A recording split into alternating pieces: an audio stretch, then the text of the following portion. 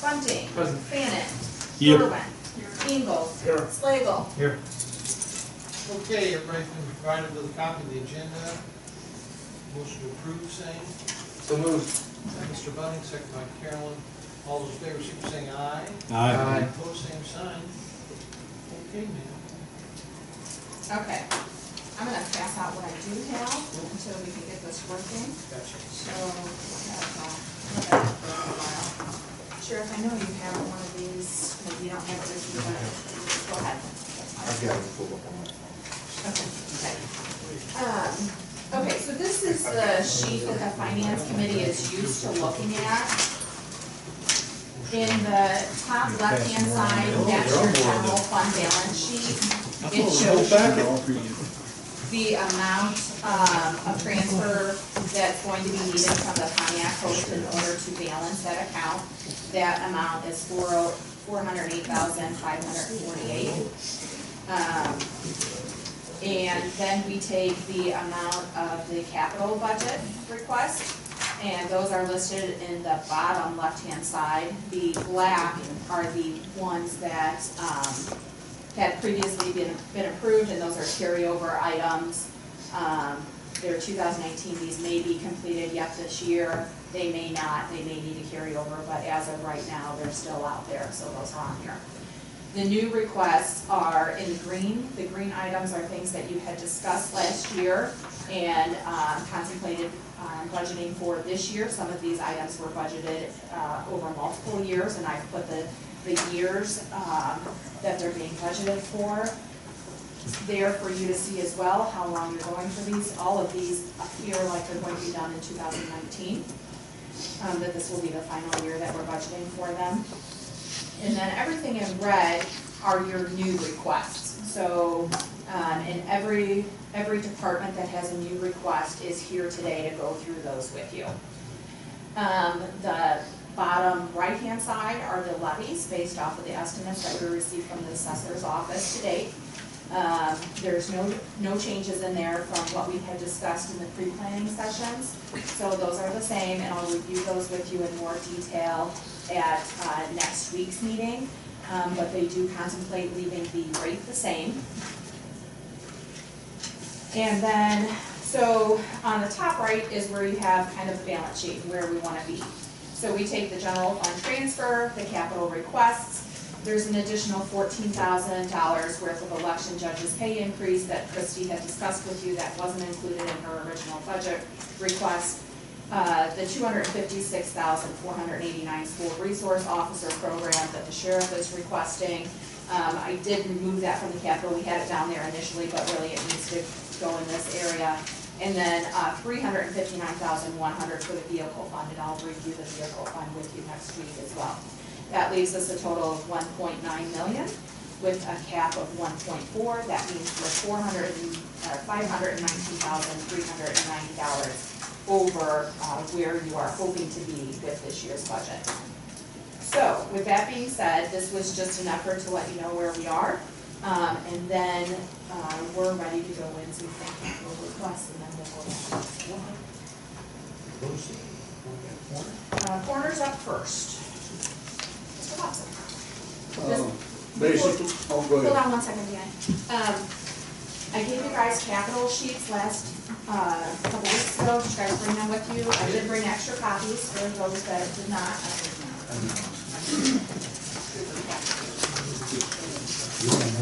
It was going to be obvious then.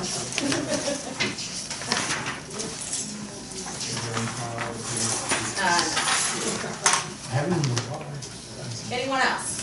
Mr. Fannin? Yes, ma'am. You're probably darling. Anybody else? I've got a couple extra copies. Thank you. Good? I've got one. You got Yeah. one from last time? Okay. All right, sorry about that. Go ahead. Okay, with Diane's help, we moved some monies around to get them to where they should be on the amounts of the budget. And the only thing I'm asking for extra there is a 2.5% increase for my deputies. They've not had a raise in 4 years. and everybody else has had a 2.5 raise every year.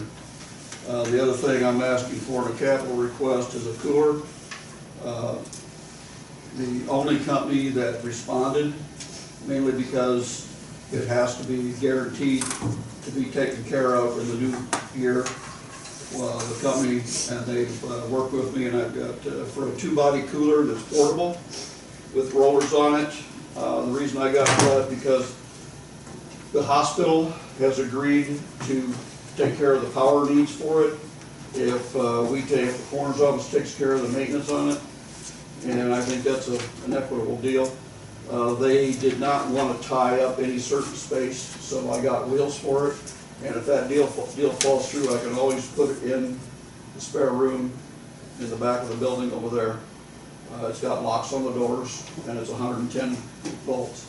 That comes fully assembled. All I'll need extra is, and I added it in there, I think, for $300 to rent a forklift to lift it off the truck, wherever we put it.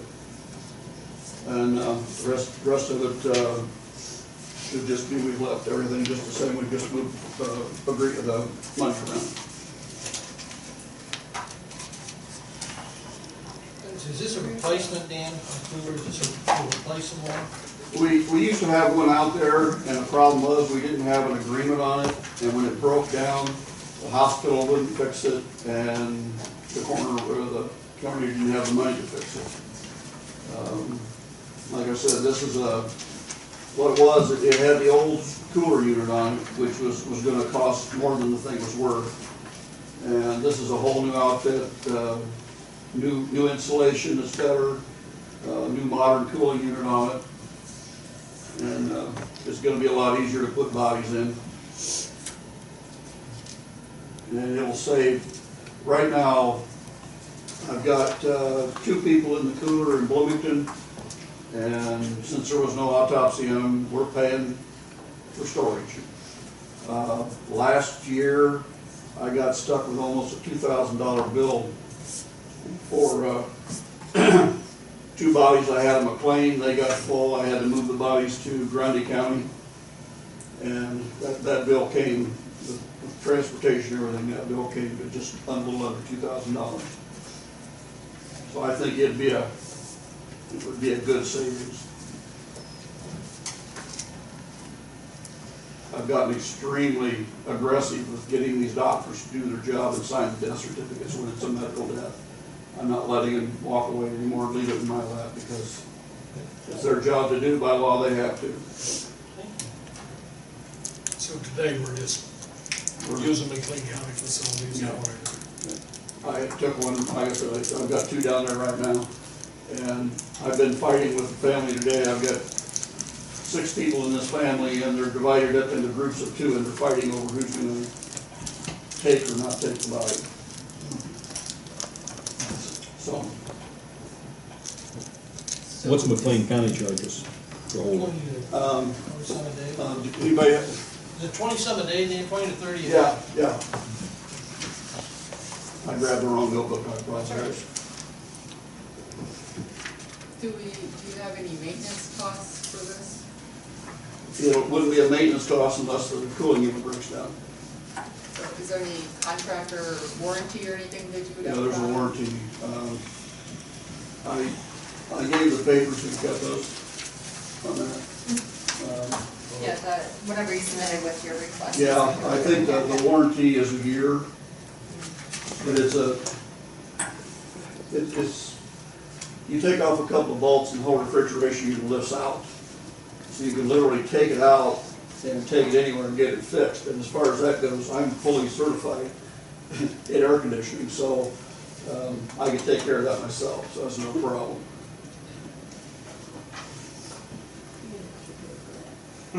No. How many units does McLean County have? They can store 10 bodies, And they were but filled? they're doing, I think they're doing autopsies on 14 counties now. And sometimes they get full. And that's where my pathologists work. John Callahan, he can store, I think, 52 bodies. But our pathologists are under contract in McLean. So,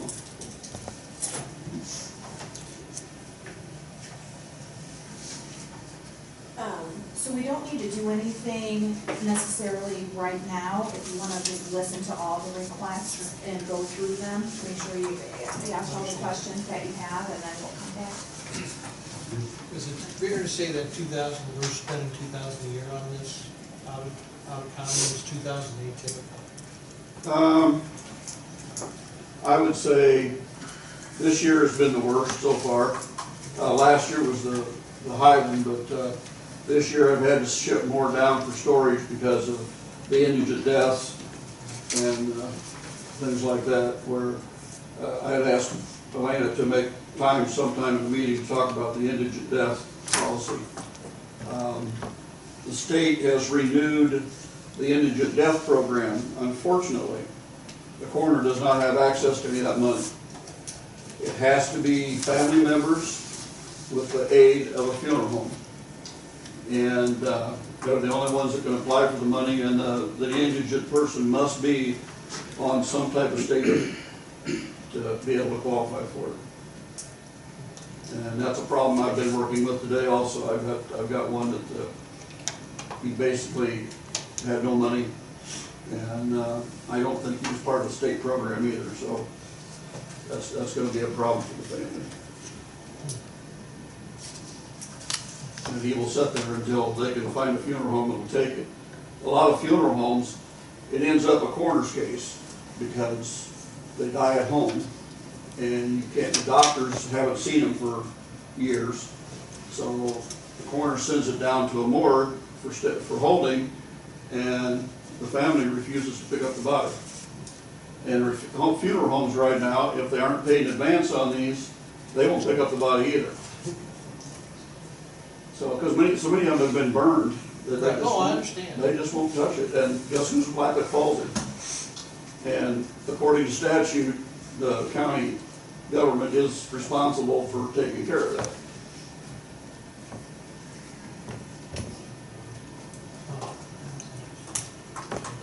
Do you have examples of other counties' policies? Yes, I had one. We'll get to that later, I just, Yeah, I'm sure this is something that's come up in other yeah, counties. well, you sent me the thing on Adams County. I already knew about that because I was in the meeting when that policy was devised. 3 or 4 other counties are still using that policy, just the newspapers didn't get a hold of it.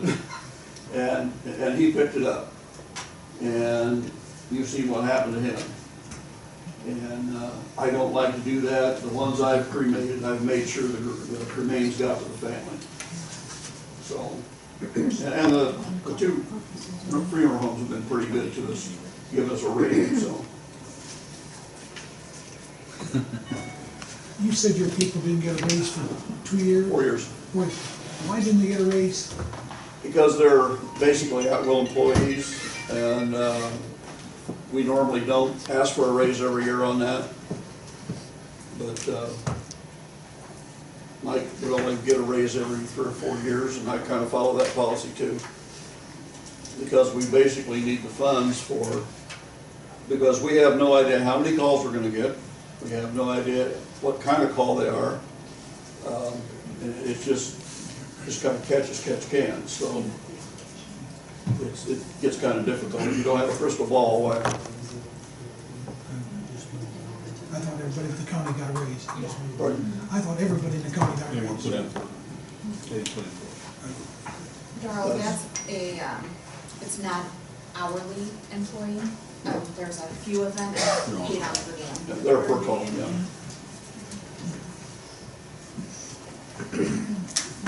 Thanks, Dan. Yeah. Move on to- what is it?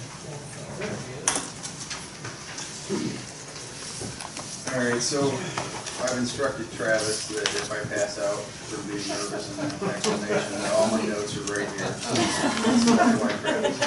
You give them a special catch. You never said that. He's big enough to catch it, Clay, don't worry. There's other reasons, yes, that he did, to reinforce the department. So if everybody can remember last year, I had kind of put together a study for our equipment funding out of the highway department. And that study shows that this is for a 5-year time frame, and it showed that we had been lacking in our maintenance and replacement of equipment out of the department due to some shortfalls in our balances and where those balances would head if we continue to, or not if we continue, if we did replace at the level that we should be. From that study, we had come to a conclusion that we should be spending approximately $205,000 per year in our new equipment line item in order to just stay afloat with what we have from us. I went through, reworked that study after the audit, and we are pretty much exactly on target with where we thought we were going to be in the ending balances. So the numbers didn't change a lot from last year. So we shared that again with the committee, and through discussions, I kind of wanted to talk a little bit about what we've had to do this year with repairs to equipment. That's why I did bring Travis along, because we have trucks and some other things. So I'll let you kind of talk about that. Well, beginning of winter, we had one truck, motor went down at 30,000, or just under 30,000 to replace. Our mowing tractor, it's been in the shop 3 times this year. None of them are cheap. This hose is under the cab brake, you can't get to it, you can't pull the cab on them. There's no access in the cab to get to them. Pull the wheels off, whatnot. But our pickups, a lot of them got a lot of miles. We had one quit on us. It's out for auction now, or it was. On the salvage yard, or put it on the next auction. Truck 6, truck 4, we had electrical issues, plowing snow, they just quit running, gotta have them towed in. Truck 4's been in there, been on the tow truck 4 times in the last month and a half.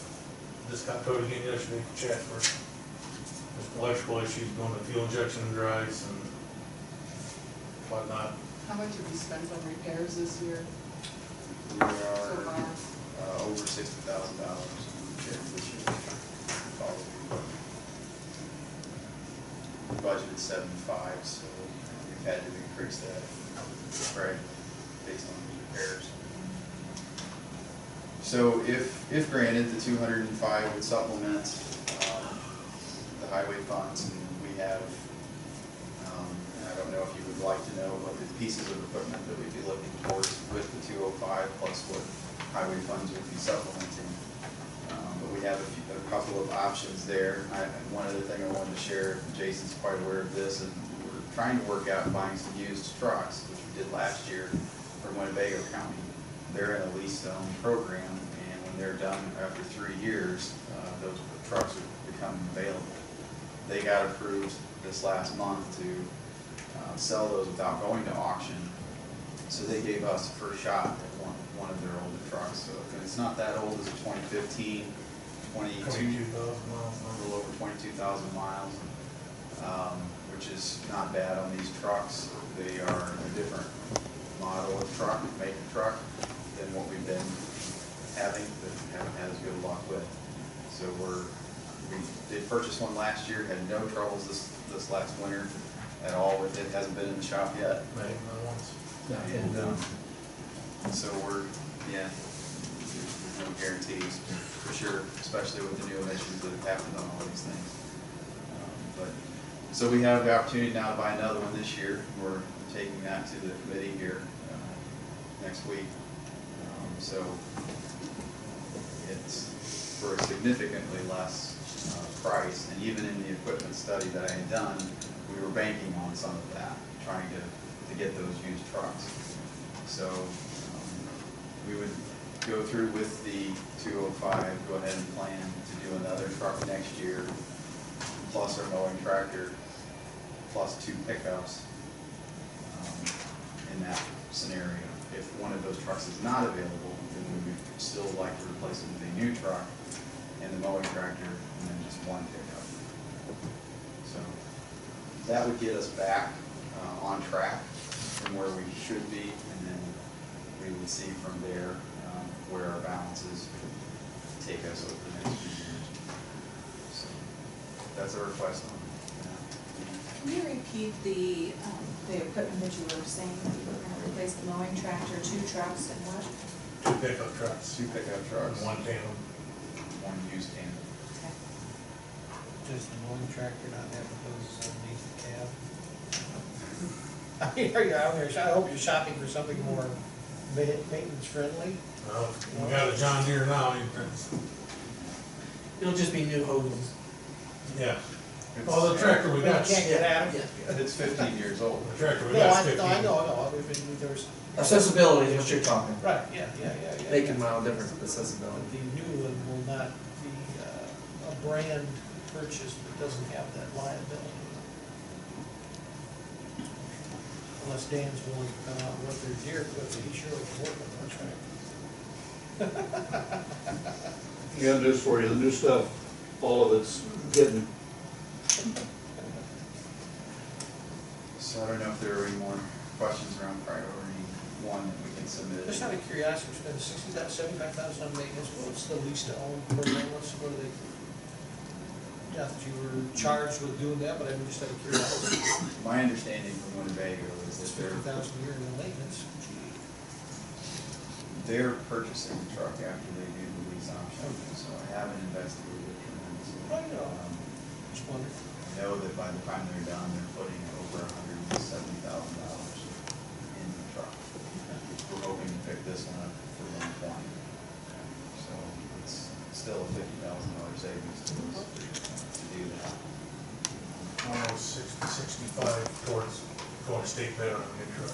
Yeah. And are you saying this is a one-time thing, or is this something we're to expect every year, $200,000 for how many years?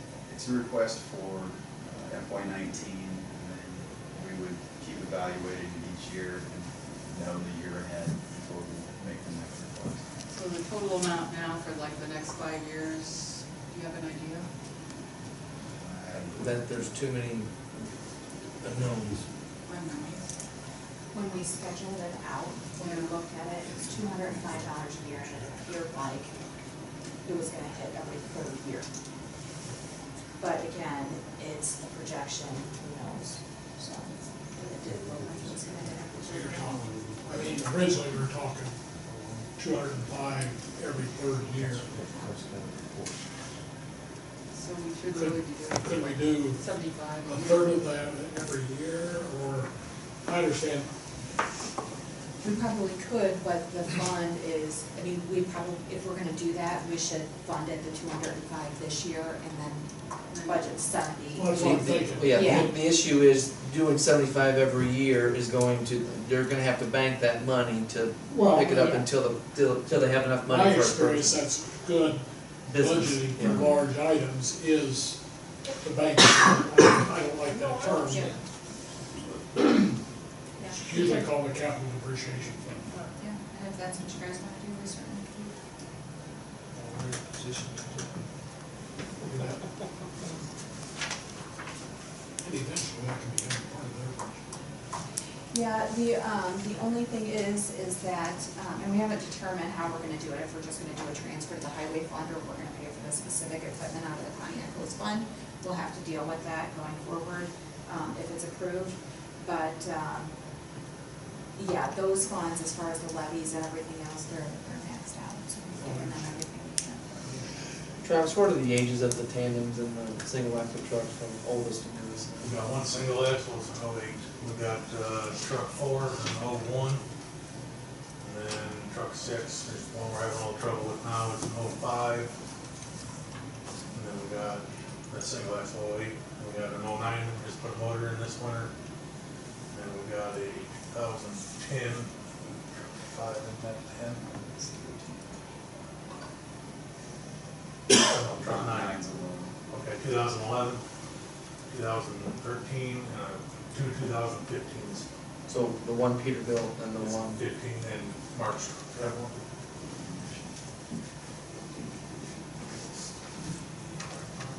We would be purchasing another used 2015. And hopefully next year they'll have 2016 available for us. We like this arrangement with Winnebago because they're giving us first shot at what's going on in the auctions and the bids. It's out, and they've already gotten a relationship with Travis and willing to meet with us anytime, look those trucks over, so. feel good about that. It's just the simple age of the equipment, you just gotta start replacing some of the motor model ones. But, or continue to have this trouble with 6 and keep dumping money in it. We were talking about maybe getting rid of that one on the auction and keeping truck 4. Well, it's already 15-year-old, so. Yeah, it's, What are their values used, do you have any idea? That'll be some income to you. to us. We're getting approximately 10 to 15 out of them. It's the things.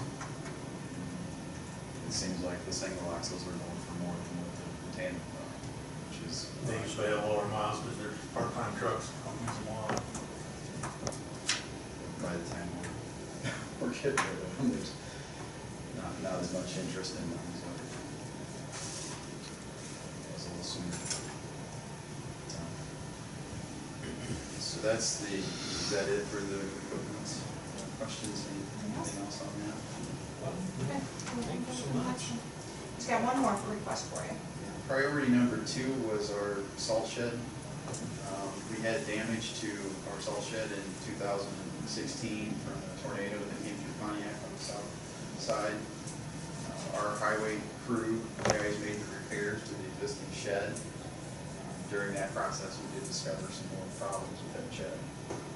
It's not gonna last forever, so we're still trying to use it and utilize it, but just stay as far from the back walls as we can. We used the insurance money for repairs. Take care of that. So in 2016, the highway committee did recommend at that time that we go forward with the replacement for that structure in 3-year time span. So it's kind of, the style of the new buildings allows for more storage, we're a little taller, with almost the same footprint. Probably go deeper and it's wide with this one. Just like the block with the, looks like plastic, is that what it is? Yeah. Just can't stop. There's It'd one be a right port on, wall, there's one right right? on, 57, over by Ashton, I think, which is, isn't there? A lot of the state buildings have gone Yeah, to so, Yeah, I don't expect you. pretty good looking structure. Serious kind. The one behind the hospital, you mean? Yeah, that one's huge. That's huge. It holds like 10,000 tons, so. I wish we could trust them to just take a corner of it and lease it, but. Where's our soul? That's all. Part of the There's a reason, couple words there, state and trust, Yeah, don't go together. yeah. part of the reason for wanting to have a little extra storage is that there is a requirement from CMS to purchase at least 80% of the salt that you requisition whenever you go through that process. So if you have a really light winter, you don't use much salt, you still gotta buy it. And we don't have the storage for 80% of the salt, especially if we had any carryover from the previous year. So that's why I was kind of looking at one that was over 1,000 ton, so that we would be able to utilize that. And not left over, and not have to requisition to the public. What do you, I know there's no average here, but what do you use? It's 500 to 700 is what we're at between us and townships and municipalities and buy from us.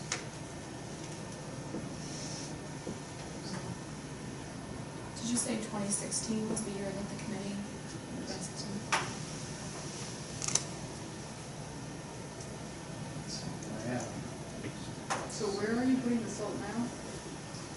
It's currently going in the shed that we made repairs to. That shed had some more structural damage to it than we realized once we started pulling the siding and stuff off of it to make those repairs. It's a 3-bay type of, basically. yeah, 3-sided shed. And we pulled off of the siding, whole back wall, and the support columns that in there. We had cracks and some other ones that were broken. We did not do the repairs to them, because you start taking too much apart, or the whole thing's gonna come down. But we were able to make repairs to the one bay that had the worst damage to it.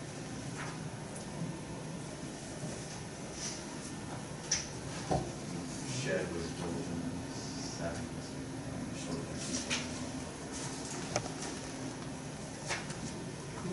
Thanks, Ken, thanks very much. Christie? Well, I'm here tonight, it's kind of a long term, the start of something long term, and what I'm asking for was around $100,000, but I think it was actually to get the conversation started, so we're thinking about doing this, because this is something that's not going to be overnight, it's not gonna be done in a few years because of the time and also the expense of it. In our vault, we have the land division, we have birth and death and marriage licenses, and we have what we call aperture cards, which are microfilm cards. And we started with the new system in 2015. And so everything that we got in for our records, for our land records, are being scanned into that system, so they're on the digital. But prior to that, we have aperture cards, which are microfilm cards. We have close to probably 160,000 of them back in the vault, and that covers the time period from July of 1978 through June of 2002. That's what was done before. It's a time intense. They have to take the cards, to convert them, they have to go off-site to do that. Usually they'll take them. We've got 2 sets, one here at the courthouse, and we have another set of them over in the Regions Bank building. The current company that we have for our recording system, they've partnered with U.S. Imaging. They're a scanning company, and they would come, what they would do would take those and they would go ahead and convert them to digital so that we can add them onto our scanning system, thus creating a larger database. Also, it also helps to protect and preserve what we do have, because this is all we have. If something happens to them, if they get that vinegar syndrome or some other damage to them, we don't have any other copies other than what we have over in the building. When I talked to them, we had a person come in from ProRio last November. We'd seen him at one of our conferences, because I wanted to get kind of an idea of what it would cost to do and get started on this. He came in and he looked at all of the aperture cards we had, and then our tract books, which is like the index that tells the history for each quarter section and range in the township of all the land records that we have. And he projected that with what we had and the images that we would have, it would be about $95,000 just to start that. But that company was located out of Rock Island, and it was at the Arsenal on the Army base. And since that time, they've gone out of business. The owner sold it. So, and he's with another company, which is called Cotton. They do the same thing. There's a couple other companies out there too. We had this U.S. Imaging had come on in our vault a year ago, and their salesman had gone and kind of done a review of what we had and was going to give us proposals. Well, then he left or something, and then our customer service rep left on the Fiddler side, and we never did hear back from them. We have a new one, and I've talked to her, and she's not sure what happened, but I think they had a couple other people that something happened at that time with the other customer service rep. Well, anyway, the president of the company is coming in August, the first week, and he's going to go ahead and redo and let us know what he comes up with a quote on that. But in our recording fund, I had passed out to the members a chart of what we usually take in and what goes into our recording fee fund. And it shows you the summary from 2009 through what I project for 2018 to this point. We have some repairs we need to do on our aperture reader machine, which is what actually, when the searchers come in to look at the documents, they put it on there, it magnifies it so they can see what it is, and then they can print off of that machine. You can come into our office and see it, and be glad to show it to anybody who's back in the vault. But anyway, this kind of gives you an idea of what money we have coming into that fund and what is spent on it. I've given you a summary of what happens each year for each one of them. We've pretty much been self-contained, and that's it's paid for our new equipment as well as our software and for the maintenance and that on it. At one point, I was transferring in anywhere from $15,000 to $20,000 a year to go into the general fund to help cover salaries, but I did that in 2014 because we were trying to save up money for a new system so that we would be more modern and it would be easier to see what we had. to look at our records, so. So basically what I'm asking is just to think about this, and once I know more about what they are proposing for new imaging, and come back to, I think with what we have now, as you can see, what the revenues that are coming in have steadily gone down. In 2011 through 2014, we had anywhere from $42,000 to $29,000 coming in, and now we've been averaging about $28,000 to $29,000 a year that we have coming in. So what I have and what I can save up for projects such as this is coming in. It's going to take a little longer to build up to be able to do that. So I didn't know if you could set aside, start setting aside $50,000, anywhere from $50,000 to $100,000. Because the other books that we have in our vault, that's all we have. If something happens to them, there's nothing to fall back on. A lot of counties are finally trying to get more money to be able to do things like this. It's an expensive process. I talked to LaSalle County, and they had just converted about 40 years of their books, and it was about $140,000 to $150,000 to do that. There's a lot of labor involved in it, but you have to have the records. There's nothing else.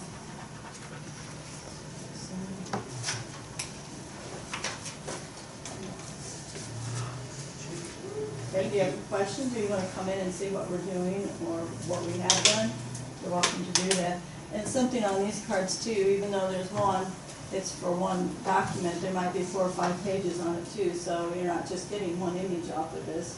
When they go to convert this to our scanning system, they have to go through and they cut apart each page and enhance it so that you can read it, and if there's damage or something, if they're skewed or something, they'll straighten them out, and they do it so it's a very good image so that you have it for years and years to come. How often do people go back 40 years? What we're told by the searchers is that a lot of them, that's what they usually like to do, at least 40 years of searching. Right, and isn't that kind of where they stop though for title? A lot of them do, they'll say 40 to 60, but this also is for the integrity and to be able to keep our records that we have here, because we have to have them here. We have to be able to, you have to have the chain to go back, and we do have a lot of genealogists and that come in, but they are records that we do have to keep and we have to preserve. Do the people who come in to do genealogy, do they take up your time? Yes, because there's certain records they can look at our indexes, but they can't go through the actual documents. How many people do you have coming in? There's more during the summer when they have vacations and they have more time. I can't tell you how many we do have, because, we've had some from North and South Dakota, all over the United States.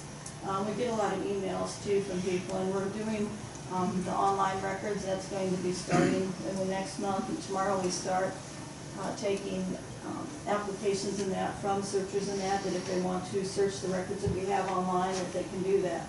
We're able to do that with the company that we have now, so. I was just That asking will to be- see if there was any real benefit to digitizing the really old records that maybe are just, for posterity and. Well, we need to Nobody keep really those uses. two. Well, they do, because They were some of them are mandated looking to, at, right. And the ones we have down in the basement are from the 1800s, and they are very fragile and brittle. We looked at one time of investing into like a book scanner, but by the time you did that, then you have to have the time to do it. You take a whole page and do it. They can do that faster than what we can, and they know how to handle the paper. And before I started, I know they said that they at one time did allow some genealogists and that to go down, and there's some records missing. And part of that they think is because the very, very old birth records and that were really fancy, and they had big ribbon type things type on them, and there's some, but then there's a section of them that are gone too because of the fire that they had at that time too.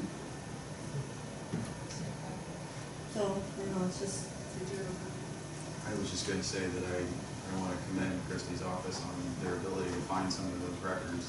You had to get a plat that was recorded in 1886 in order to vacate, part of the township road that never got built.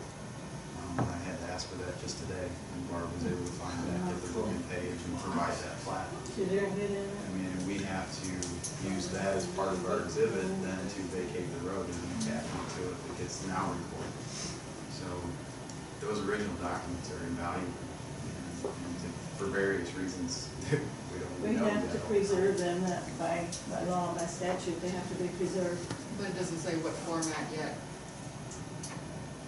No, they were doing, you know, the microfilm and that, and we had things microfilm even though we were scanning, but there's some arguments out there whether they still have to microfilm documents even if they're scanning them in, you know, and they have them Right. digitized, so, I don't know.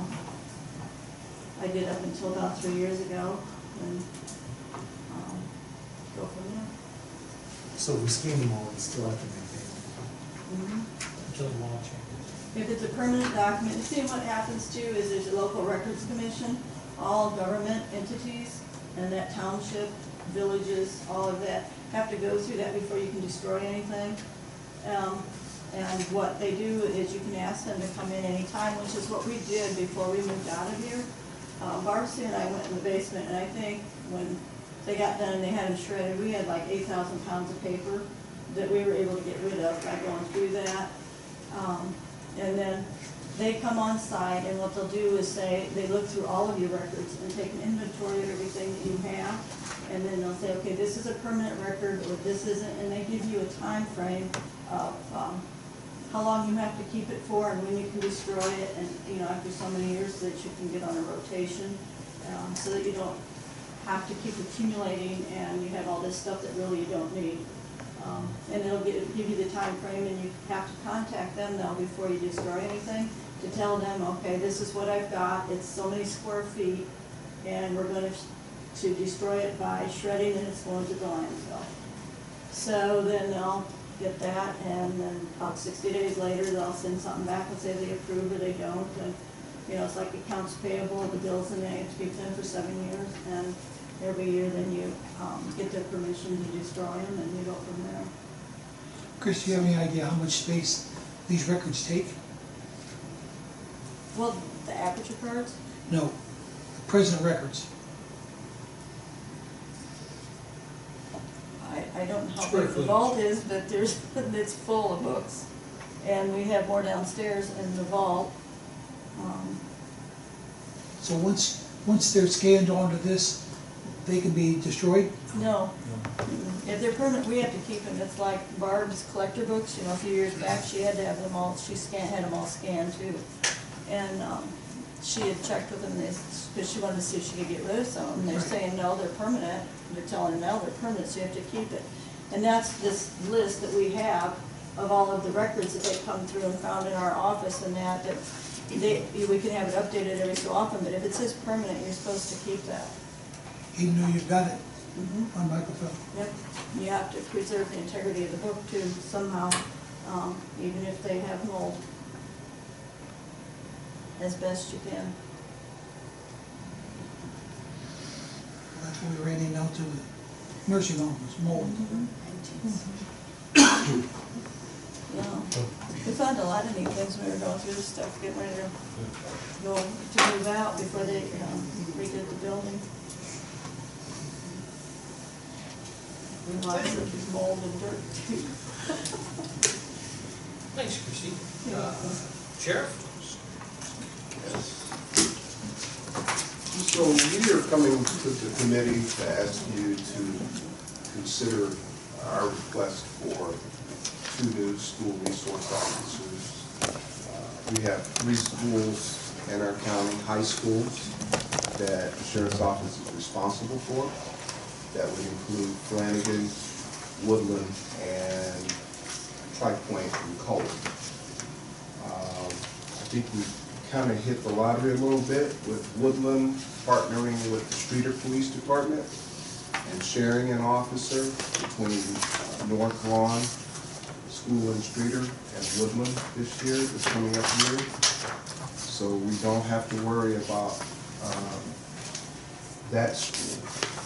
However, we still have Tri-Point and Flanagan that still are unmanned and and unsecured. I can't stress enough the importance with the recent school shootings that occurred in our last school year prior to school letting out in the United States. Again, I can't stress the importance that we feel at the Sheriff's Office in having school resource officers in our schools to protect our schools and our children. As I stated in my earlier proposal to you, statistics have shown that there's no better deterrent to an active school shooter than having that squad car sitting out in front of that school, and that potential active shooter knowing that once he comes inside of that school, there's a fully armed police officer awaiting him. So the impact to the community by providing this service, I think, will be invaluable in protecting our children, in protecting our staff and faculty.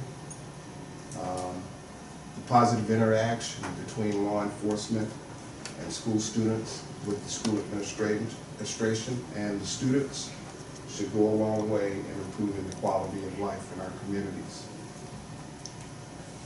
I feel that this is absolutely our responsibility. It should not be looked upon in any other light. The cost of providing school resource officers at the Woodland School has already been undertaken by the Woodland School and the Street Police Department. So I feel we must look at how we do that with Flanagan and with Cullum.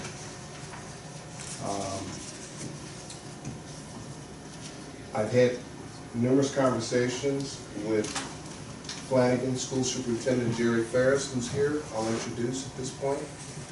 I've had numerous conversations with Ms. Kelly Hill, the principal at Cullum Tri-Point, and Mr. Jeff Bryan, the superintendent there. They couldn't be here this evening, but we do have Ted Conklin, a member of the school board at Tri-Point. So I'll introduce him as well. I would also like to introduce our lieutenant at the Sheriff's Office, Lieutenant Chad Greger, who will oversee our school resource officer program. And Chad has already taken the liberty to do numerous trainings and research on having school resource officers in our schools. So he will be integral in that program. Captain Glowacki, Chief Dutko, who's unable to be here this evening, and I have had numerous discussions on what it will take to get this done. So you have some numbers before you, and the one number that I'm sure pops out at you, bigger than anything else, is the $256,489.44. I would caution you that when you look at that number, please consider that that is a number that we took and combined everything that we thought it would take to make this happen in a year for these schools without any sharing of cost from anywhere else, only for the county and for the Sheriff's Office. I think that that's a fluid number. That number will greatly decrease with us sharing some cost with the schools for the program. I've had those conversations with Superintendent Ferris. I've not had it with Mr. Conklin, but the number that Mr. Ferris and I talked about, and Mr. Bryan at Tri-Point, was the schools committing to $50,000 to add in. So with an officer salary and benefits coming out at just under $68,000, and equipment cost for repeaters and radios at that school so that we have adequate and complete communication was another $20,000 for equipment cost. And then we also factored in the cost of a car It's our thoughts that we could greatly reduce those costs by doing some cost sharing with the schools and doing some maneuvering around with the cars and the equipment. So with your thoughtful and careful consideration, the Livingston County Sheriff's Office will provide 2 full-time deputies for law enforcement purposes to the Flanagan and Tri-Point High Schools, being 1 each to each school. These deputies will provide law enforcement duties as well as foster relationships with staff and students with the goal of maintaining a safe and peaceful atmosphere for our children. And I will entertain any questions at this point.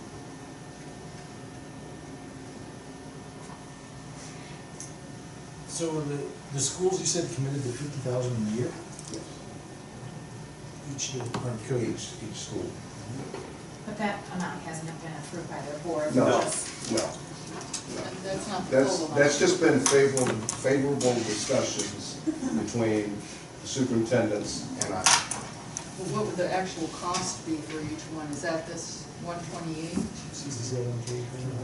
Yeah. Carolyn, if you look at that summary too, it's broken down there.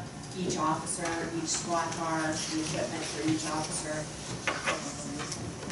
Yeah, Basically so I got 67K for glasses, salary and then 67K for.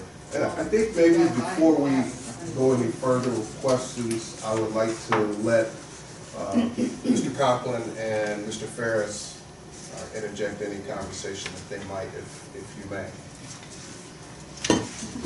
Well, I appreciate Bob inviting me tonight, and we have been interested in SRO for quite a while. We just didn't know how to do it because of where we're at. We have to deal with Livingston County on one school, and 2 other schools will have to be Fort County. But we are very interested. We're not a big school, but last year we had a pistol in the school.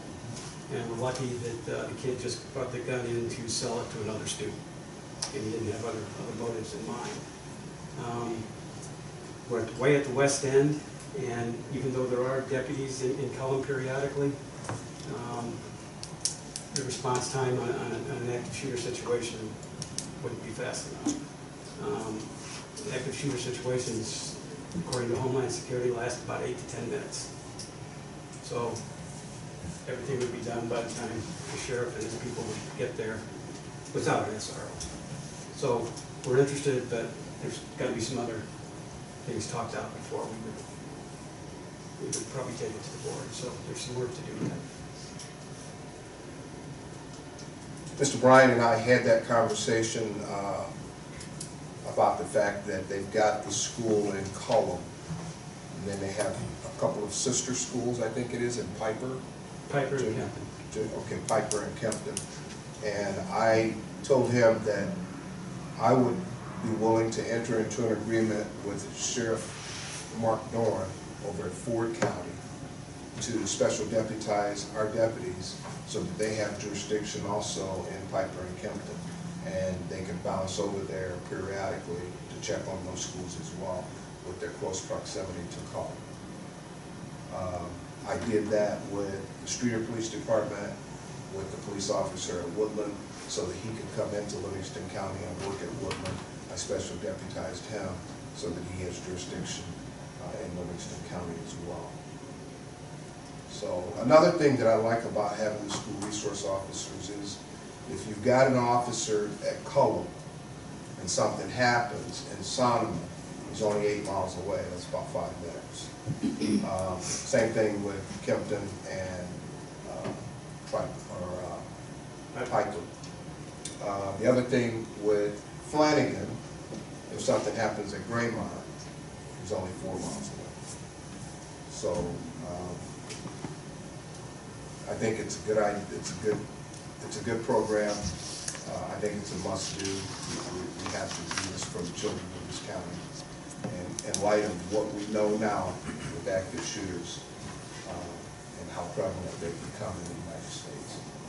We cannot sit and wait until it happens and then think about doing something. We need to do it now and be proactive rather than reactive. Maybe I can add a little bit. Yes, sir. This is my 33rd year in education, starting my 19th year as administrator at Flanagan Cornell District. Lived there. My daughter's been raised there. Great place, small town. You know everybody. Small school, West Livingston County. Things have changed. I used to know every kid, recognize every face, and our town has changed too. And it's just different. 12 years ago, when I became the superintendent, we put in the magnetic door locks, the lockout system. We never did that before, just because it was a small town and you knew everybody and your friends, and if it was somebody new, you knew it was somebody new, and I'm usually at the door, or my high school principal was at the door. That's what we did. As we've closed our budgets down a little bit, we wear multiple hats, and so we're not always available right at the door, but we're out and going somewhere. But other responsibilities are coming upon us still, like this. So we put the magnetic system in because, the lockout system, just because it wasn't like we didn't care for our kids, but everybody else was doing it. It's kind of like, no, this probably should do it. Well, we're at that point again. This is just another level, another layer of safety for our kids, and our school board feels like it's something that we need to do.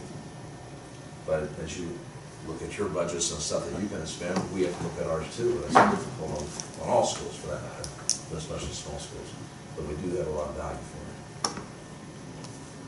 What would we do with these resource officers when the kids are not present in the summertime? Would they be moved to a different job? What would they do? I'll leave that to Lieutenant Greger and Captain Glowacki, because they would be They the would ones that they would resume be regular patrol. Yes. Yeah, they would, during the summer months, they would come back and join a shift. You utilize on that. Sheriff, the other Yes, side benefit I think that I've seen in Dwight is that it improves the relationship between the students and the officers. I don't want to say they become buddy-buddy, but they're a lot closer than they are when they see you on the street and don't know you from Adam. It absolutely The other thing helps that them they- develop a rapport. The other thing they got was they would get some proactive information Yes. from the students by having an officer in there to kind of listen to them. Yes. Absolutely. I have a question. On a fairness issue, I guess, because the people of Pontiac School District are already paying for a resource officer for our school through our Pontiac taxes. It seems kind of unfair to make them also pay for other schools' officers through county taxes. Well, I guess my position to that is you can wait until something happens, and then you can be like the school and the board down in Florida, I'm not questioning and the. they're being sued for That's $100 not- million. Yeah, that's So the not cost really is going relevant to- though. Well, I'm saying who pays for it? Well, and I pay taxes to District 429, District 90, in the city of Pontiac and Livingston County. And some of my tax money to District 90 is paying, they reimburse the city. When I was mayor, when we first put that program in place, my high school, I don't know if it's 100%, but that was the intent. And yeah, I'd like to see an officer of one jurisdiction or another. What about the elementary schools? I mean, I'd like to see an officer in every school, period. But it's not a matter of the need, it's a matter of, the people that pay taxes to that Flanagan school district. That's where the cost ought to be. Understand, first thing you're gonna say is we can't afford it, I understand that, but, whether it's a referendum or whatever, I just think expenses, whatever the expenses are, ought to be borne by the jurisdiction where the services are. with them committing and sharing the cost, some of that cost is borne by them and the taxpayers in Flint. You're right, So, absolutely, some of it. Some. And Sheriff, I'm not questioning the need, I support it, we supported it 20 years ago, you know, Pontiac High School, but it was just a matter of, they're paying for it. And it, believe me, it has benefits. You talk to the various administrators and teachers at the high school.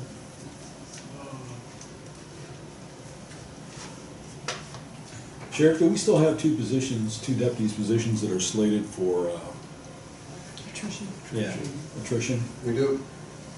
With this The problem with that is we don't know when that would occur. yeah, could be 10 years from now. And absolutely, so.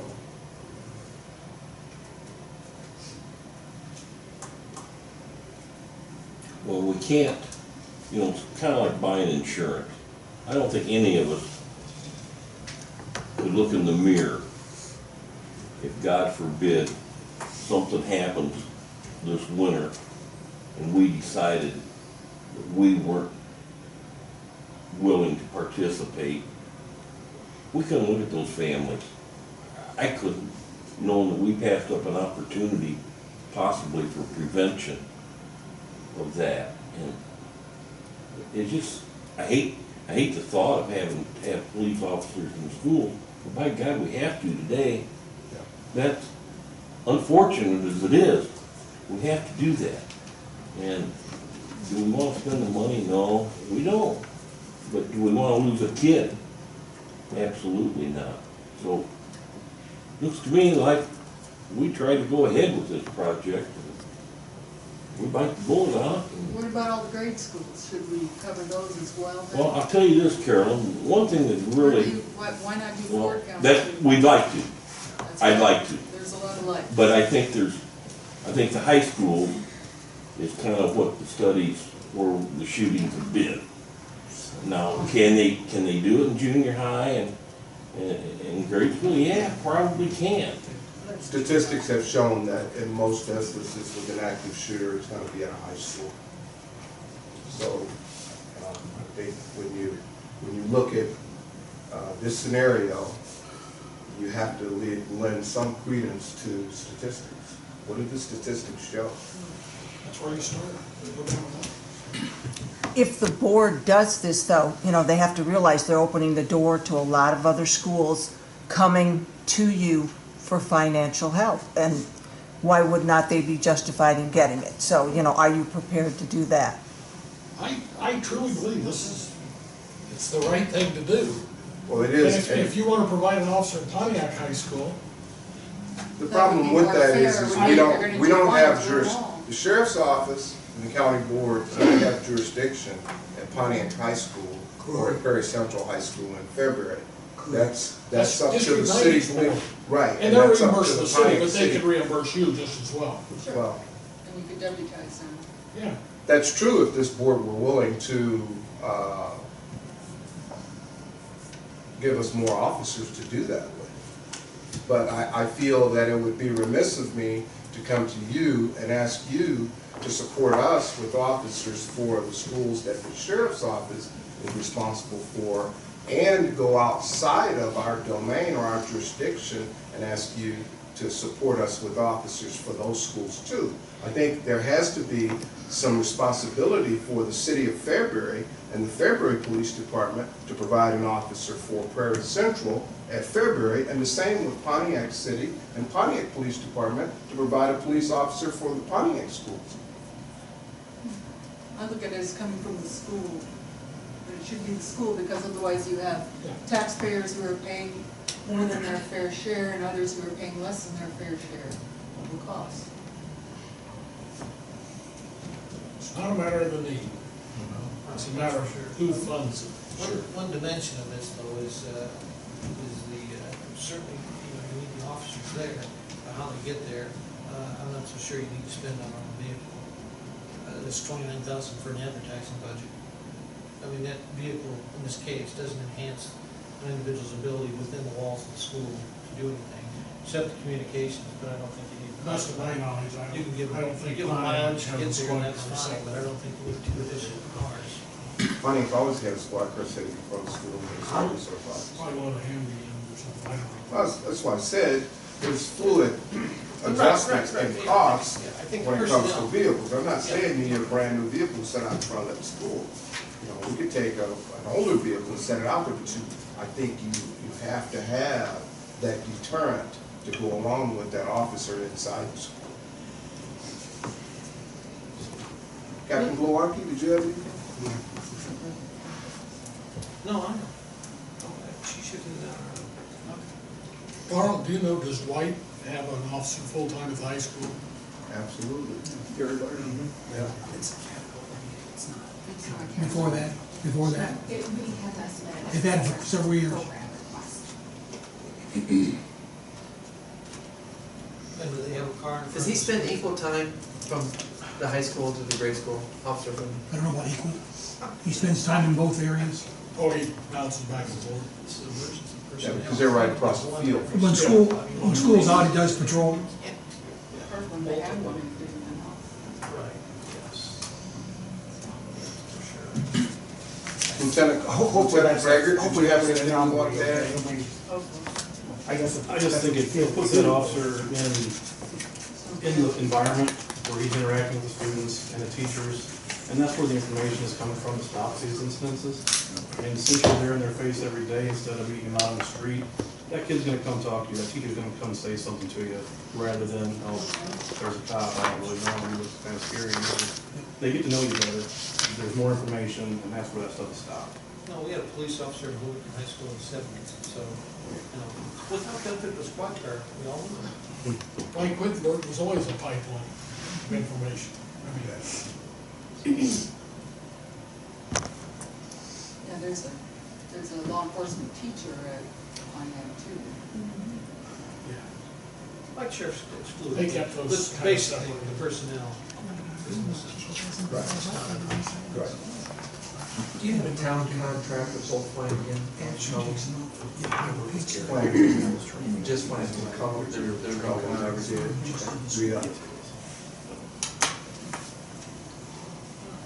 How does the, like, the IMRF and stuff work on it? Like, if the school reimburses, like, say we provided a service where the district reimburses the cost of the officer.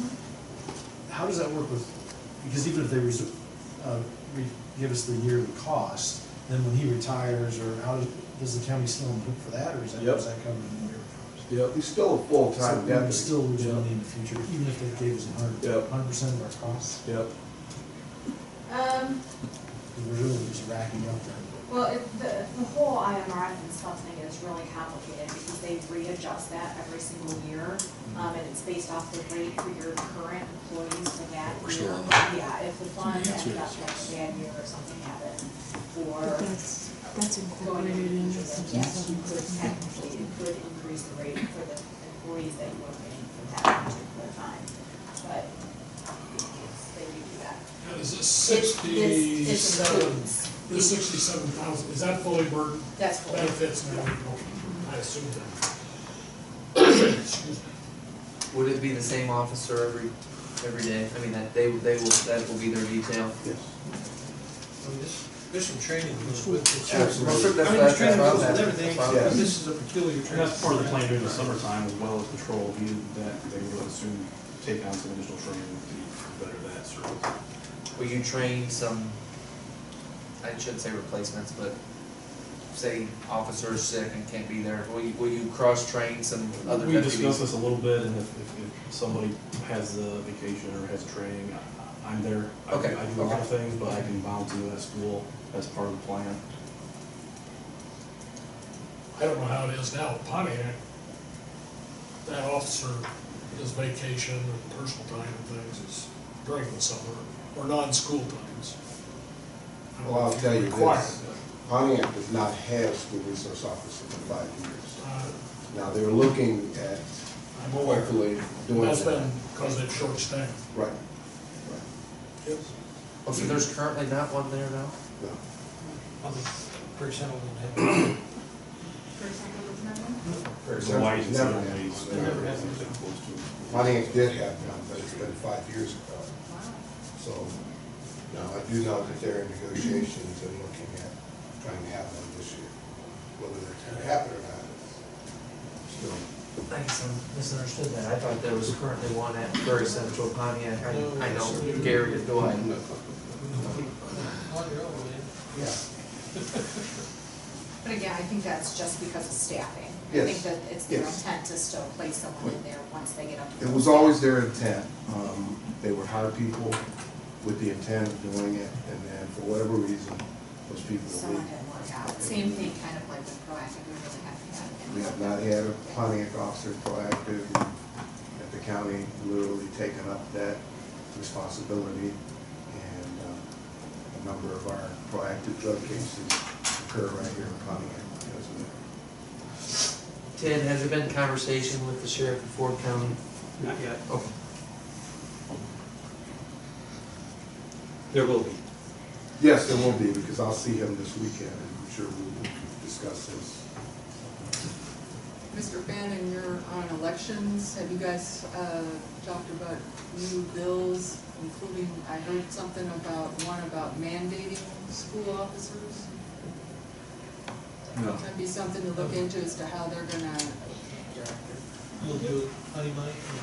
right, no money, but, you know, and I'd like to know what Probably another their, unfunded mandate. what their structure for the mandate would look like. Would it be from the law enforcement side or from the school side?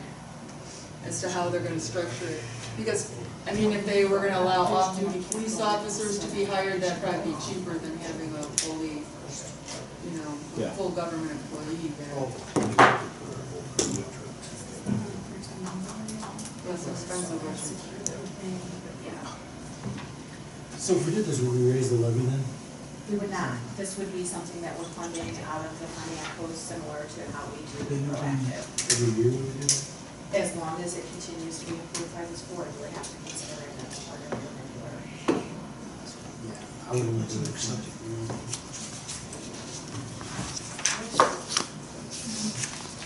It would If it says increase, they want it, it would increase the amount, that's given us, obviously, and the rate that each taxpayer would pay. The way that we were doing it now would not have an effect on the taxpayers. But again, that's your decision, you have to make a decision on that one of these. And you would also exceed the detail if that was the case, and so you would need to hold a true taxation hearing to do that. which is option then. Yeah.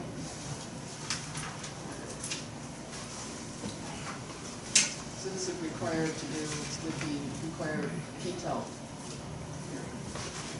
If we were to do it If you're, 100%. no, I didn't say that. Oh, Right now, I mean, even if we transfer it into the general fund, all these expenses, which we would never do that for these vehicles, we would put them in the vehicle fund. We're maintaining the cost, it would go in as part of this, we would not have to increase the levy in order to do that. But the general fund is supported in many different methods, include one of them being for taxes. If you said you wanted to increase the tax levy enough to cover this cost, then it would be spread amongst all the taxpayers, you would have to have the true taxation hearing then.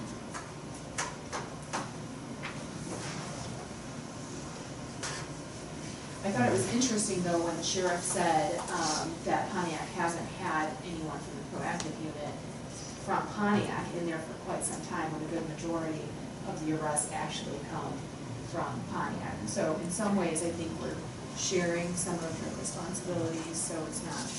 Well, I'm paying taxes to Livingston County. Okay. We appreciate it. We And I'm supporting law enforcement agencies. Do you want to pay more?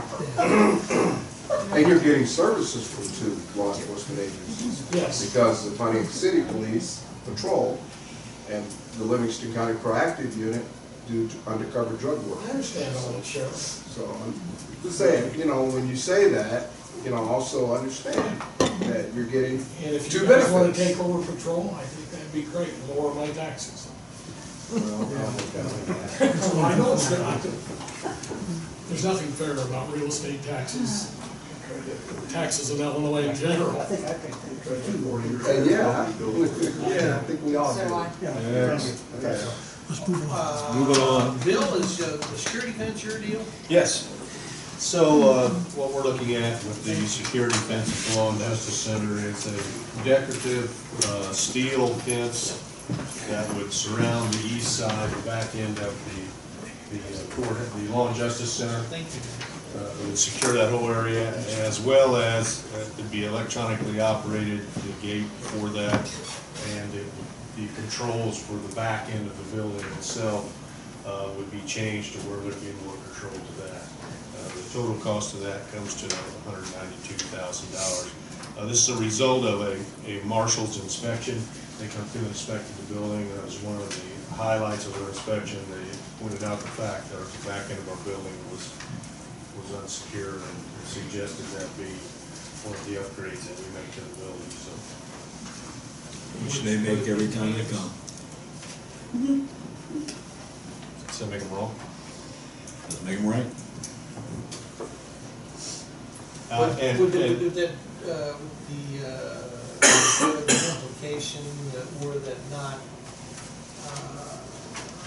improved, that there would be hesitation on their part to continue to send their produce here?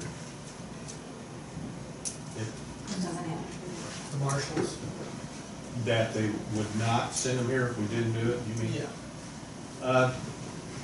No, that's not exactly how they function, so no, they really didn't say that was contingent on us keeping our agreements. Okay. I'm curious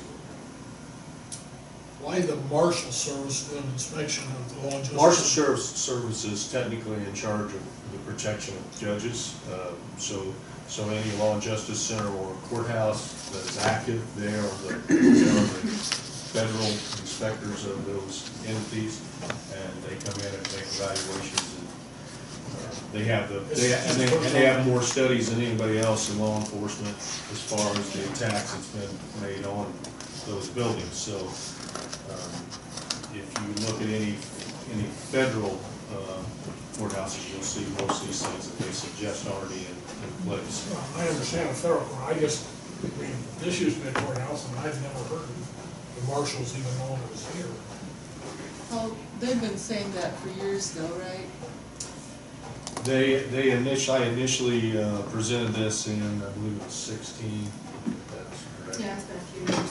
And this isn't this is still stepping off the initial, right? It's not that we're not doing the annual inspections of the law and justice. No, it was still on that inspection. There were just some recent, last year there was some events to the rear end, the back end of the courthouse, where a judge was attacked at the back end of the courthouse, exactly what we're talking about, that made this just a little more of a highlight. In that particular case, the judge was armed, and the probation officer who was with him, talking with him, was armed also, ours or not. And they returned fire at the assaultant and took him down. But the fence basically builds a barrier for awareness more than anything else. It makes you aware of anybody that's trying to make the attack. Is it still possible to make an attack? Absolutely. But it just builds a barrier for defense and makes you aware of that assault much earlier. And in every one of these assaults that's happened, containment is the objective. If you can contain that movement and limit it, you're that much further ahead. There's not a priority mark on here, Bill. Where's that on priority? At least my sheet doesn't have it. Well, I didn't put it on there because in my experience before, during our discussions, we came up with that priority. So I did not prioritize that particular item for that reason. In the past, we've always kind of done that in these meetings. So I'm sure that if I put anything in, I would put up number one priority. So, If you bring it up, it's. yeah, so that'd be unfair for me to mark that, is what I'm trying to say. Talks, yours, listen. maybe not unfair on the line. Yeah, so maybe it's why they put that on. And with the construction of the Lawn Justice Center, how come it wasn't done at the beginning? Alina? It was discussed, and they just felt that they didn't need it. And so it was taken off, the sheriff was fine with it being taken off, it was taken off, so decision was made, and that was it. sheriff. Cost, that sheriff. And 2 cents have Have been fine, yeah. disagreed, well, Yes. 2 cents have said the Yes. fence would be Mhm. good. And one last question, who would have access to the gate? Would the judges be able to park in the, to keep them Yes, safe? yes, from- yes, Yeah. yes, I just, and state's attorney. state's attorney and the judges would be able to. But this wouldn't fix our ADA issue back there, Now, right? that's interesting. The correct answer, because former state's attorney said, no, it will not, because they asked that question directly. No, it will not. So ask again. The interesting thing We have about, it in writing. I was original, yeah, it's a no in writing, Just and it's ask. official, so it's a no. Official. But the interesting aspect of that was the original inspector, who I was escorting, said if there was a fence here, this wouldn't be an issue. However, when we tried to, and I told the former state's attorney that, state's attorney asked them directly and got a no answer, that it will not solve that problem. Well, I gotta believe it's no. Look at the money we've spent on the design and the construction of the building to provide for a disabled judge that we don't have. But maybe someday, they're gonna come in the back of the building, so no, it's not gonna solve the ADA problem. Yeah, well, it's officially been answered, no, then the Yeah. answer's no. What about, my understanding is the state's attorney and 3 judges are basically the only people that use that rear access. There are others, security staff can utilize that area and should. Maintenance utilizes that area for certain aspects and should, but yes. The Bigger technical- thing the is- technical Well, I guess the answer point is- they're the only ones that primarily use it. Right, but I'm saying there are gonna be service needs. Yes. That's an absolute interest and exit for high-risk prisoners as well. I was just gonna say, Sure, absolutely, thank surely you. prisoners are coming in and out. And that's part of the, for instance, we had our superintendent was killed here at Pontiac Correctional Center. They just redid those trials, not very long ago, this year. And the families of those 3 murderers, some of the family members were there. They had, when we're bringing them in and out, they literally had access to that if they chose to do that. It wouldn't be a wise move, because we'd arrest them, and we had extra security up there, but at that particular point, we were jeopardizing the back end of our building at that particular moment, and it's a real concern, so. Bill, has there been anything worked out on how the garbage truck gets in and out? The garbage truck getting in and out is not an issue as much as what we're thinking about moving the The garbage out? yeah, we're thinking about removing where the bin is. Our people with our cleaning staff would have to take the garbage a little farther, which, isn't really appealing to them. However, it's probably the smartest thing that we could do, so we would just move it. Bill, I got a question I just think about after Darrell. Those gates are gonna be mechanical, hydraulic, electric, they're gonna be something. Electric. Okay, and I don't know if you know this or not, but sometimes mechanical stuff fails. And what would happen some morning in an ice storm? The judges come, they hit the button to open the gate, and they don't open.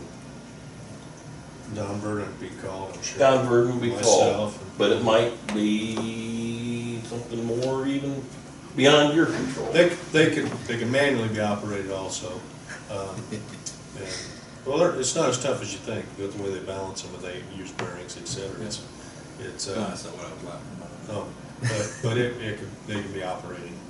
You can override them, do the manual. The judges? I would probably. No, I meant something I would have to do it. Yeah. I wouldn't be the judges getting out. No, judges wouldn't. They would call somebody. It'd be me, yeah, it'd be, Go on. Send a little over on the top. But that fence is gonna be like a wrought iron fence, right? It is, yeah, it's, the fence itself is 6 foot tall, there's a curvature at the top that puts it at But approximately it's gonna 7 be feet. open.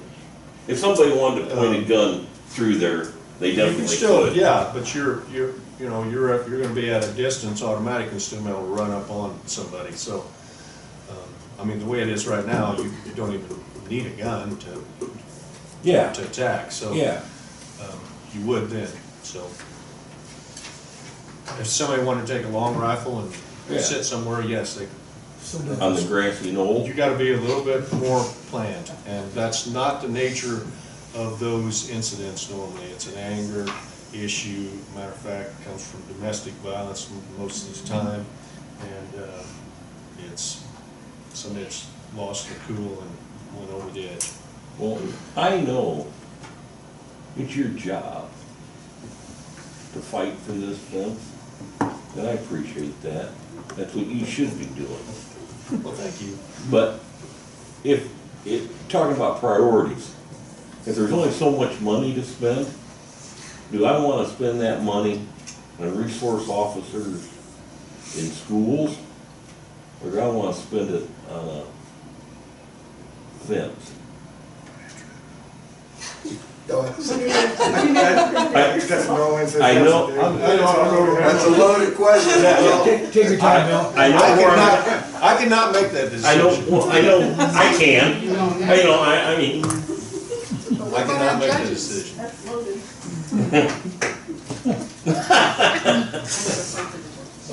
Okay. excuse me.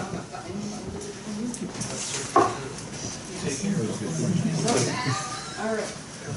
Okay, there is one, final request from the Sheriff's Department, and that is for your memorial.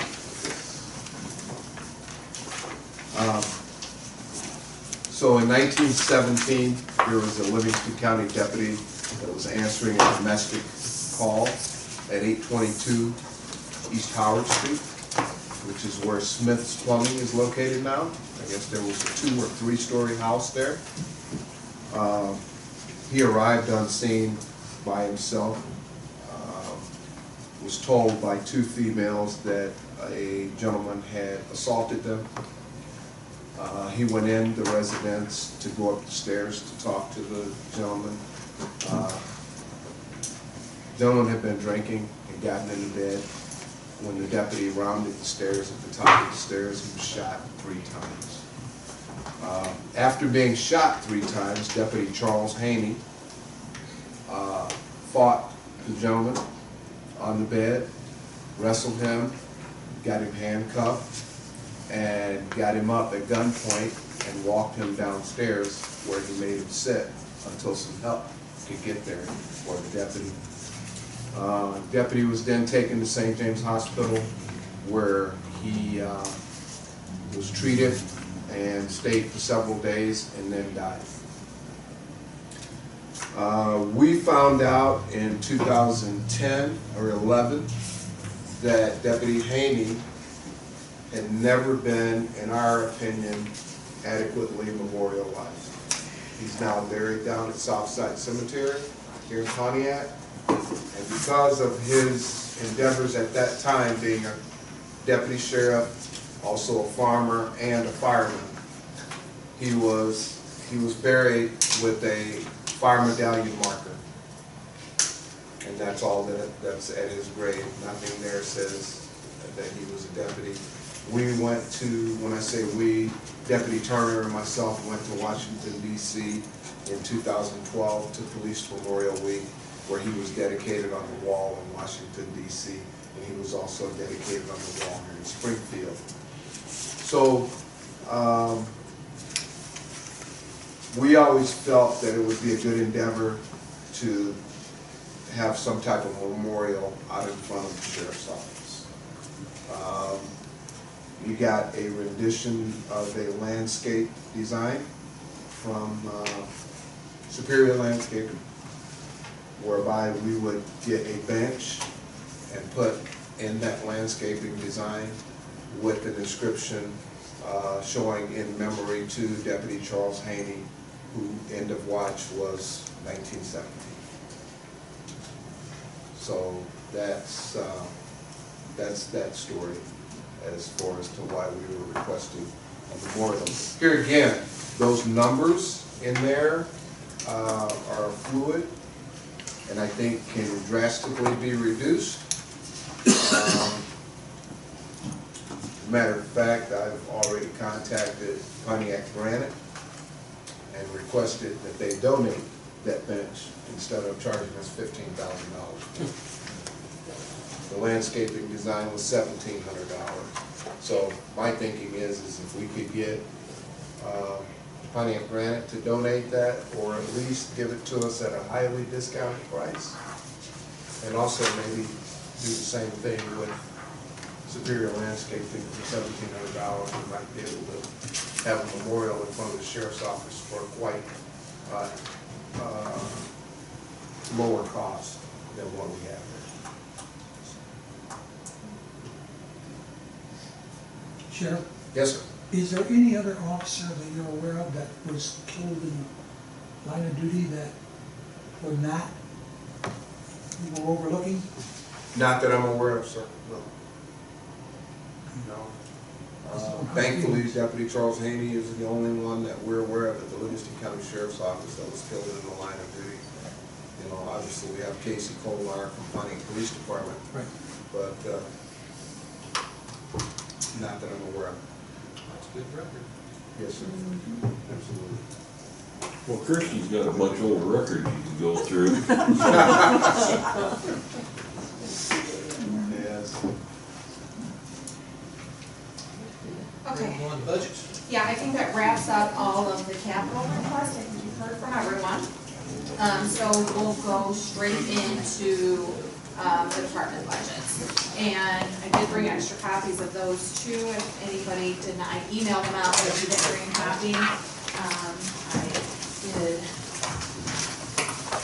extra. You brought that one? Anybody else? Okay. Please pass that down to Marty, please. You need one? No. Yes, please, if you would.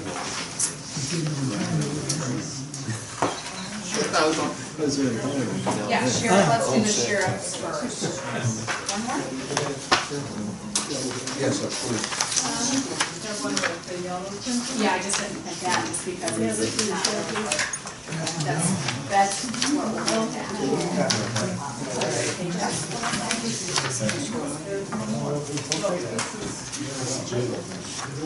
Here, just read it.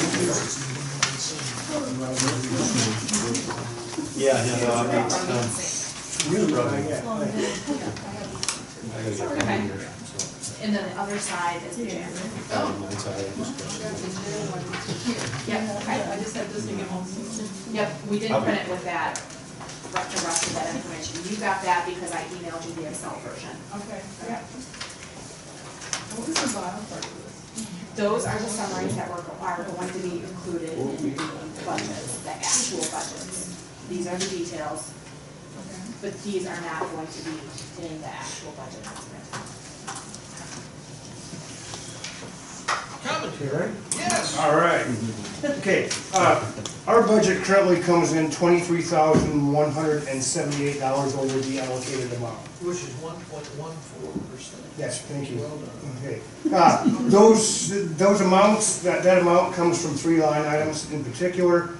$3,800 over in the salary line items, which was, comes from the stipends for the three promotions we've had. The largest amount, $17,378, comes out of the contractual buyout, and $2,000 added to the radio maintenance fund. We've added 2 radios, Starcom radios, to the prisoner transport vehicles, which comes with the $1,000 maintenance fees extra. And the buyout, that's truly an estimate. I mean, you don't know. No, that's pretty close. Is it okay? Yeah, we've had people getting older and now they're eligible for the sick time buyout, which adds a lot of money to it. so that should be pretty close. Yeah, he gave, he I get down has to dollar. Good for you, thank you. We asked him how he came up with this, so we actually.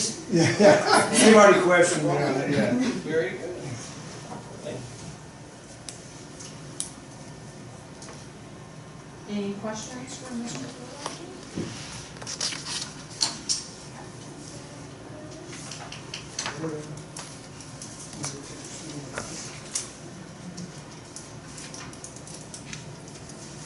And what was the total, you said 20? $23,178.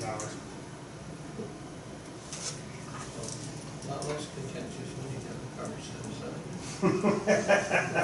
I'll do that next week. I know we've been over this and I forget, so I apologize. Well, why did the medical for the county prisoners? Okay, we're not on that. We're not on that We're yet. on the sheriff. Jail side. You say that question for that one, when we start getting out. We're only on the sheriff's one right now. We're gonna go to the. That's a jail Bill here. question. Hold that question. Save all that for me. Why was he saying 13,000 contractual buyout? It's on the Sheriff, sheriff's sheriff. side, contractual buyout. There's one in each of those budgets. 17,378. One's for the deputies and one's for the correctional officers. Where's the 13,000 on the sheriff? It's not 13,000, it's like 17,000 something. It's the difference between 130 and 147. It's the difference. 17,378. Okay. I just saw the 13,000, so I know the jail side. No. Since you guys are so anxious You ready about for it? bills Okay. request. You can't ask any They questions. cannot wait to put the page over. We just gave you a softball, Bill, you can work on it. That sounded close to this, so I'm gonna do I'm this. gonna move out of the way. There are, as you notice, some increases to our budget, and we realistically looked at what the overtime, if you look at the two significant things that increased it. Number one is medical, you already brought that up. The medical increase was part of our negotiations with the price increase with the federal agreement, and it moved us to a 24/7 nursing. And that was where that increase came from, and that is what created that, and it was figured into that cost. So that's where that came from. We will reap much more than Right. that. We'll make that difference. back plus some. Plus And a lot. we reap the benefit of having 24/7 nursing coverage Yeah. for everyone. Exactly. That's Exactly. under Thanks. county. Thanks, Mark. So, I so, mean, no, I mean, it's a good point. no, that's very significant. That's It is. probably the best insurance we could ever We purchase. don't have, we don't separate, we could rename this, Carolyn, but we don't, okay, so Hey, the every way we once in do a it while. now, Every we once do in a get while. reimbursed, like any of our medical expenses for the transfers, we get reimbursed, directly reimbursed for those. So we don't count them as the expenses, we bring them in as a direct reimbursement, so we offset those costs because it's not a true expense for the Right. county. This is a true expense for the county, even though we're getting some reimbursement back Right. through the rates. It's intermingled, but it's, really, there's an extra 215,000 in the budget because of the contracts. Yes, it is. Yes. And Yeah, when we it would get to make so the, much sense and when we to get to the part of the estimate of what we're bringing in, Yeah, you're gonna one see hundred. the significant difference. They've never And more than separated. makes up for that, so. But an estimate though, I mean, no It's a pretty solid number. solid It's solid. estimate. And I will say There's that, some math behind that also. here, I'll throw you another bone. They've always been very good about coming in lowballing their numbers. They never overreach. When they throw you a number, it's generally lower than what it's gonna be. And I tried to be very realistic about these numbers. I came as close as I possibly could to telling you exactly what we expect to bring, so. And I don't have a figure for that. Yeah, we But, post that to, Should I, Mr. Cox. might as well continue so I can get the rest of these questions Yeah. too. Mhm. So the other increase was primarily in overtime. And we were just going on figures of what we had and how much overtime we were generating. But the recommendation was, when we were looking at how much overtime it was during these discussions, was possibly bringing on 2 transport officers to directly offset that, which was a very good recommendation, because when we looked at that, by doing that, we would actually save almost $30,000 by doing that, so. So we're at the point where you're endorsing the program, would that be true? Yes. So I'm gonna explain to you the sheets that we have. So the requested budget that came in, this is what we had and what was presented really to the Sheriff Jail and License Committee. We met with the sheriff, Glowalkie, Ducko, Mr. Cox. For the first session you were there, but for the ongoing sessions you were on vacation. So the recommended is really what we came up with. And I included the housing data on the bottom so you can see how we're bringing those in and how we came up with these numbers. But and you can see also from the trends, I've highlighted it so you can see where those increases are. Yep. We are looking at, if everything stays the same for this year, our overtime will hit 292,000, which is just an unbelievable astronomical amount. But you can see at the bottom of 2018 estimated, we're also scheduled to hit over 10,000 worth of transport hours. So, that being said, we're still looking to do the part-time, but we're not so far able to bring in as many part-time PRN people for the transport hours as we hope. So, that being said, we did increase the number that we had budgeted for part-time transport officers, hoping that we can get at least 2 more, so we increased that to 41,000. We added the wages for 2 full-time people up in the wages line item, and you can see where the difference is. Right. So if we do this, the additional benefit cost is located at the bottom at 27,000, which brings your total to 2.7. You compare that to what you're bringing in, which is 2.4 million. But in all actuality, what you want to do is you want to compare that to 2018 estimated. So if you take where we're estimated to be for 2018, add that in, prorate where we would be with the increased medical, it would actually be a decrease from where we're headed for this fiscal year by hiring these 2 officers. Everybody see where I'm getting those numbers? So that explains why the increase in the wages line. Mm-hmm. It's Because I highlighted was because, like, yep. 12% year over year is not what I thought we Nope, it's not. negotiated. It's not, Carolyn, it's because there's 2 full-time officers included in that salary. Yeah, okay. And by the way, I did hire another part-timer. Yep, I do have one more, yep.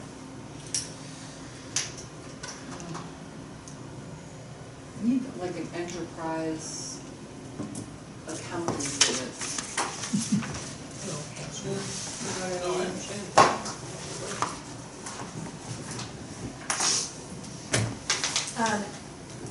Well, one of the things that we have been able to do, since they've started providing us all the data, we are tracking things like you would not believe. Now we can tell, it's pretty well, when overtime hours are actually attributed to transport and when they're not. We're looking at the hours and everything that's coming in. I mean, we're tracking that. We know how much mileage we're collecting. We're putting that back into the vehicle fund so we can replace those vehicles. And really, you can see that each year that we continue the program, at least thus far, the amount that the county actually contributes to the jail is decreasing. You're paying for a jail. Yeah, they ultimately are. We're paying less for the jail than we ever have, so. And obviously the per diem, like what the average cost of your detainee is way lower than what it is. Of course, we're not going to release that information because we say that it's much higher, so we gotta absorb all our costs. I mean, you could pay everything related to the transfer, the non-county prisoners, pay all that stuff, and then you'd still have to add in the capital overhead, a proportionate. And the only way you could do that fairly would be to have so many prisoner days and keep track of which ones are ours and which ones are our guests and divide it out that way, and that way you could account for the. So we do have them. Yeah. Beginning in 2017, we have all that data. Well, that would help us know what part of this is our cost versus the enterprise. But it's not going to be that simple because you have hard costs that are not going to change. Some costs that we'd have anyway. whether they're here or not. Right, and you have to figure out what those are. But I wouldn't be shy about saying everybody's using the building, you know.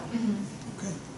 Building takes where according to people in the building, so.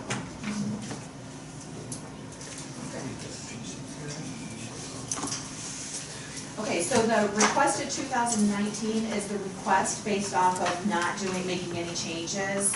But really, in actuality, as a group, I think we've come to the consensus that it's a much better option to go with the recommended 2019. That doesn't include hiring 2 new full-time correctional officers, transport officers, to handle that situation. I can tell you, the overtime is still high.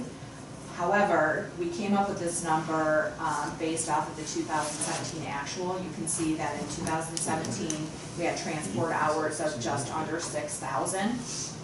It was 149,000 is what we paid in overtime. So what we're saying is, if we're at 10,000 now, we have 44,000 hours going to 2 full-time officers, then at most, you should not spend more than this 149. And so these numbers between the 3 are the equivalent of the 149.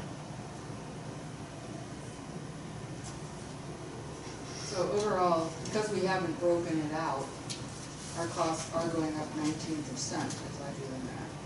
Well, your The net is going recommended- down. I'm just saying, costs are up 19% and revenues are up some amount. If you're looking at the budgeted number. Right. Not if you're looking at what we're Put around estimating the to spend. net. I was gonna say, looking The at the net actual cost. for this year, it's not up that much at all. Yeah. Right. Yeah.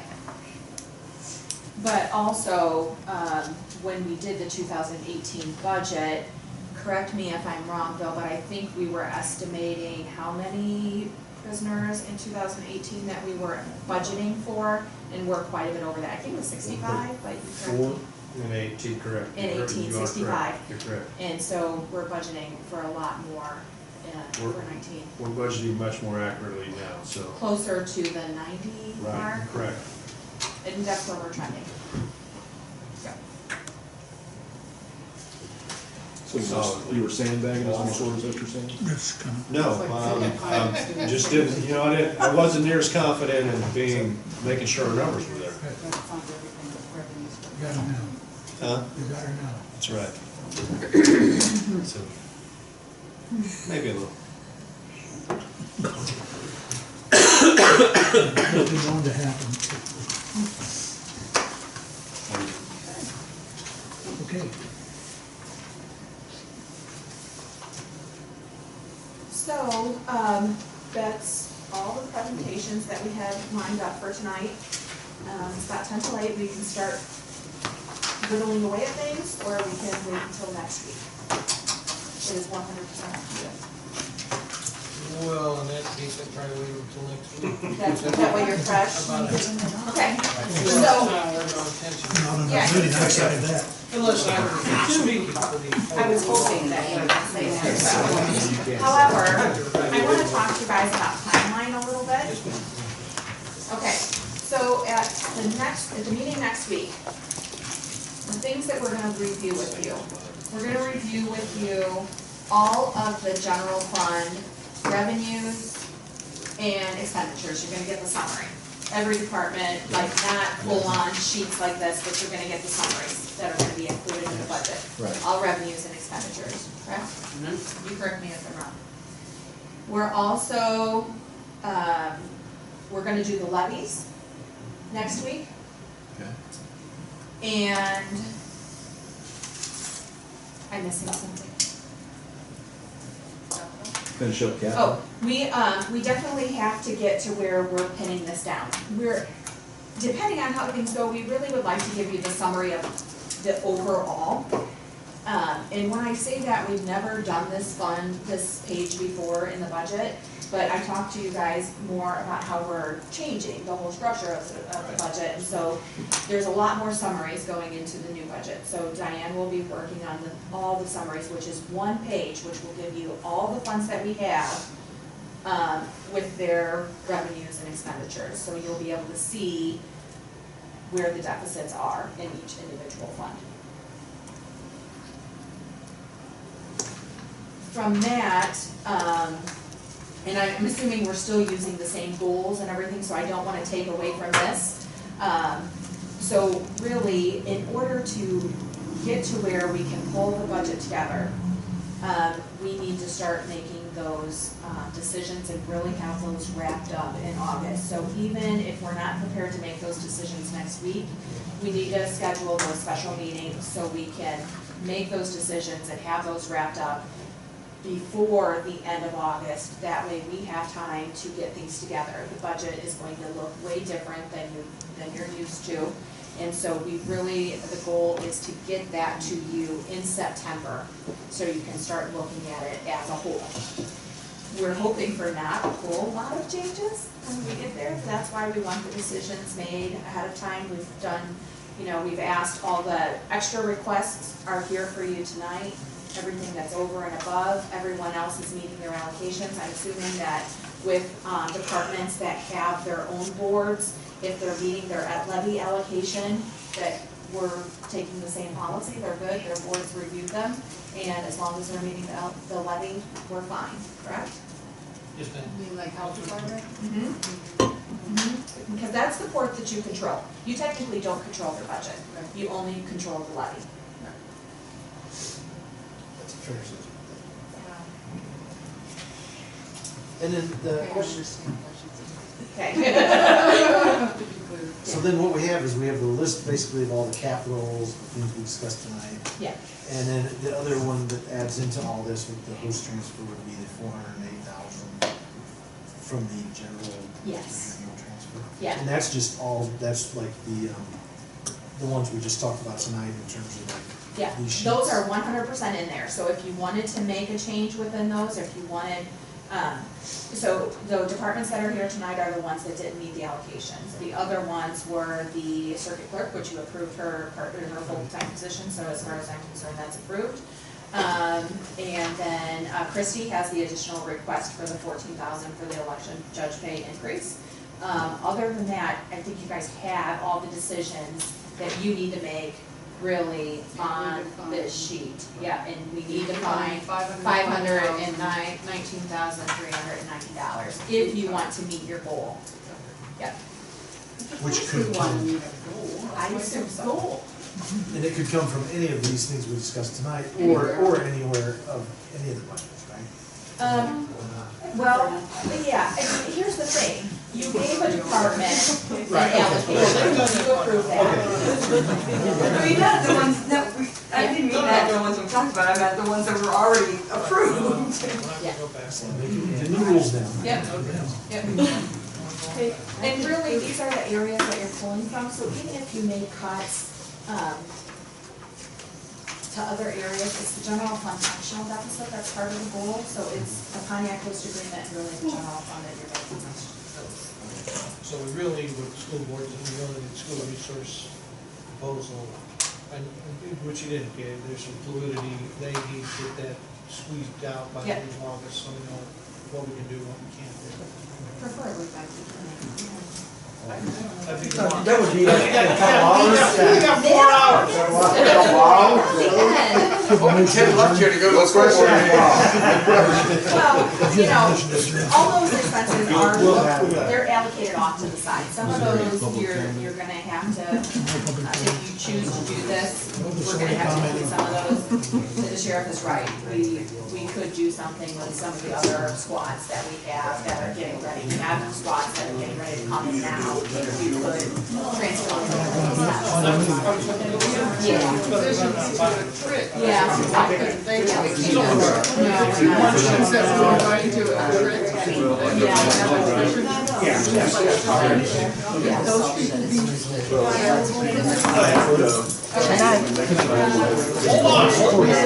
Oh, yeah, you too. So is everybody good with that schedule, timeline?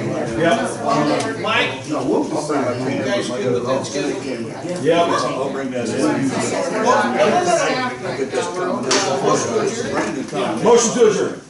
Moved by Ingalls and Tanner. Wait. Somebody- We have to have a public comment. Oh, okay, public comment. It's fine, it works. And true, everybody's okay with the timeline that we just laid out and everything?